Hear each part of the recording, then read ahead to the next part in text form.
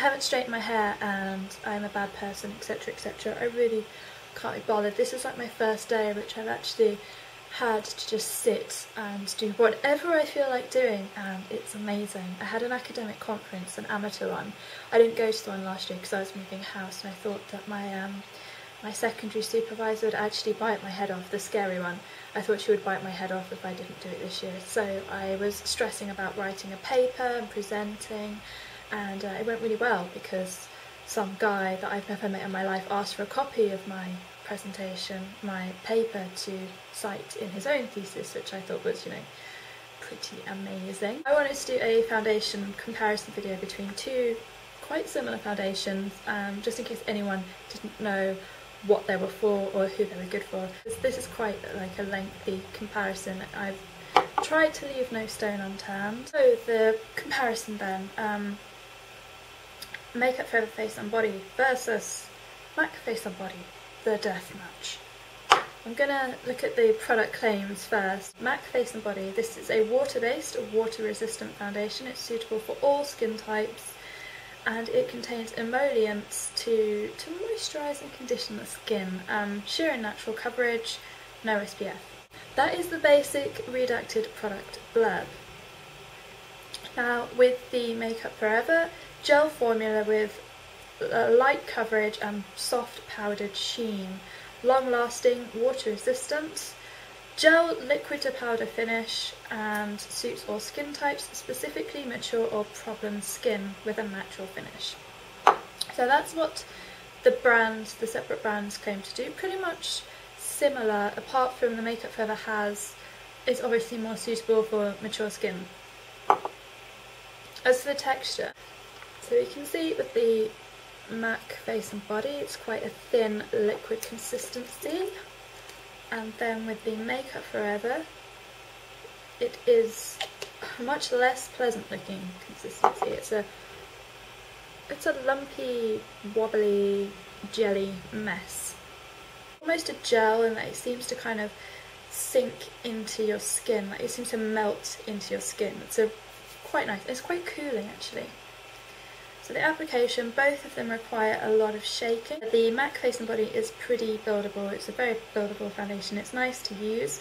Same with the Makeup Forever Face and Body. Both are very buildable, but I would say that the Makeup Forever Face and Body is a lot less streaky to apply. In terms of the way I apply it, I use my e.l.f. powder brush or my Sigma F80, just a flat top brush. So with the finish, MAC Face and Body is a lot more luminous than Makeup Forever. It feels almost like a moisturiser when I put it on my skin. There's that kind of almost sticky feel, maybe like a moist feel, like it feels like it's not sunk in or set, and I don't find that really very pleasant. Makeup Forever is much more matte in comparison. It looks almost chalky compared to the MAC Face and Body foundation. It can cling to dry areas, and I do find that it dries pretty quickly as well. Not so quickly that you don't have enough time to blend, but in comparison to how the MAC Face and Body feels on my skin, this one goes matte a lot more quickly. So with the coverage, I don't think there's much difference between the coverage, but I will say that I feel like I get a heavier coverage from the Makeup Forever Face and Body. With the MAC one, I can still see the freckles on my nose more through the foundation, and it blends out without any problems. But I think the reason I feel like I get better coverage from this is because the opening is bigger, and I'm probably unwittingly distributing more product. Obviously it comes with a pump now, but mine is the old school version. It blends without problems. I feel like it melts into my skin. It's a really, really nice texture, despite the weird kind of lumpy custardy mess of it. But I do feel like the freckles on my nose in particular show through much less. I did notice a difference on my nose specifically when I applied both of these at once. Okay, so the wear is the big breaking point for me with MAC Face and Body. I feel uncomfortable, my skin feels uncomfortable, almost like I want to claw it off and go wash it, and I want to just wash it and make it as tight and dry as possible, because this makes my skin really uncomfortable, really, really oily, just, it's not pleasant. I feel like it just transfers on everything. It just makes me greasy and shiny, and I can powder all I want, but I don't usually need to powder during the day if I wear other foundations. So for me, that's a big no. With the Makeup Forever, it lasts all day on me pretty much, but I do find this lasts a lot longer than the Face and Body. I feel like it's just kind of slowly dissipating. Ugh, it just doesn't feel pleasant. I do get some oiliness with the Makeup Forever Face and Body, but by no means the amount that I get with the MAC Face and Body, which was really, really noticeable. I can basically wear the Makeup Forever Face and Body all day without really noticing it, whereas after 4 hours I start to definitely notice that that is on my skin. Colour range. MAC Face and Body has 13 shades. They claim that that's a wide shade range. I don't think so. Case in Point. This is one of the lightest shades. This is N1. I think this is the lightest shade, from what I can gather from Carla Sugar's swatches. Let's just swatch it on my arm. You see that orange mark? That is MAC Face and Body. That is the shade it comes out on me. Obviously you would blend it in, but you can see that it's really, really not a good colour match for me at all.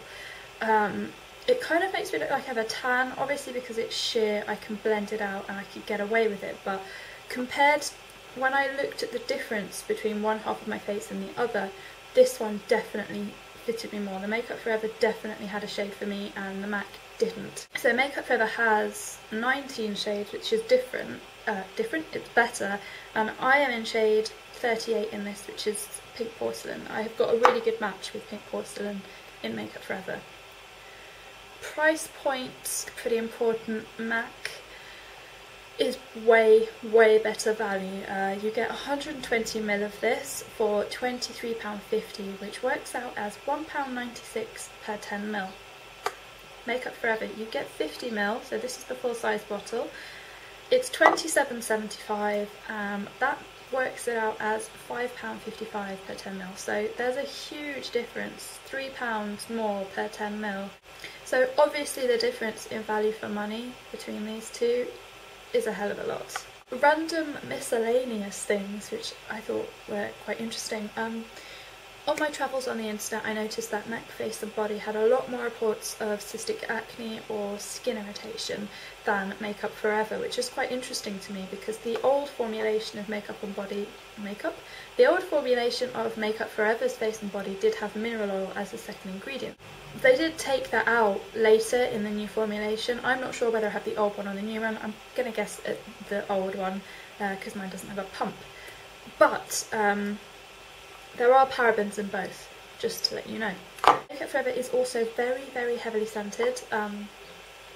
It does dissipate quite quickly, but it's not a nice smell at all. I really don't understand why they put a scent in this foundation.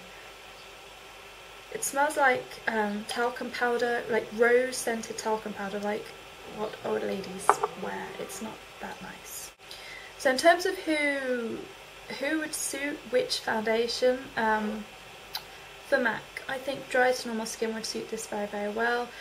I think that you might be able to wriggle it with combination, but I have combination skin and I find this very uncomfortable to wear after about 4 hours. I feel like it's literally just melting off my face and all I want to do is go wash my face with soap and water and take it off. I find it very, very uncomfortable to wear. So even though I've powdered with my anti-shine powder from Kryolan, I just don't find MAC's Face and Body pleasant to wear at all. So therefore I'd say dry to normal skin.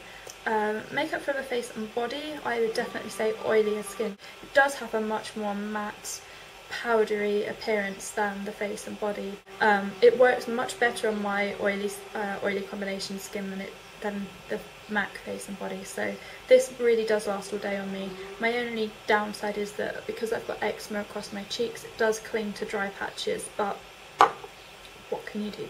Everything clings to that one dry patch. So my preference, obviously Makeup Forever Face and Body is much better for my skin type. I don't think that the MAC Face and Body is a bad foundation, I just don't think it's right for me. The Makeup Forever Face and Body wears much better. It controls oiliness and it's got a powdery finish, which is what I like. It's not too powdery, but it's a lot more matte. I feel it gives better coverage, and I feel like it's a much better colour match for me. The MAC Face and Body is much better priced, and it's a much more natural, dewy look, but it doesn't control oil on me whatsoever. However, the packaging is better. So hopefully that was a comprehensive enough rundown of the Makeup Forever versus the MAC Face and Body foundations. Hopefully it helped you make up your mind, and yeah, hopefully you found this helpful.